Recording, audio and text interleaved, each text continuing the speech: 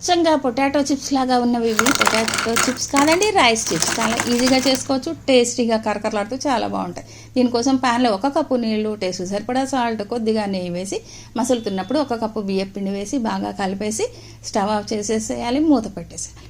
కాస్త చల్లారిన తర్వాత పిండిని బాగా సాఫ్ట్గా చేసి ముద్దగా చేసి పెట్టుకోవాలి. కాస్త చిల్లీ ఫ్లేక్స్, కొద్దిగా డ్రై మెతి కూడా వేసేసి మరొకసారి బాగా కలిపేసి ఆ తర్వాత దీన్ని ఒక చిన్న చిన్న పార్ట్స్గా చేసుకొని ఇలా రొట్టెలాగా పల్చగా స్ప్రెడ్ చేసుకోవాలి. ఆ తర్వాత దీన్ని ఏదైనా బాటిల్ క్యాప్ తీసుకొని దాంతో ఈ విధంగా రౌండ్ షేప్ కట్ చేసుకోవాలి. ఆ తర్వాత చక్కగా నీట్గా కడిగి పెట్టుకున్న దువ్వెన కానీ కొత్త దువ్వెనలు కానీ ఉంటే ఈ విధంగా వాటిపై ఇంప్రెషన్ చేయాలి.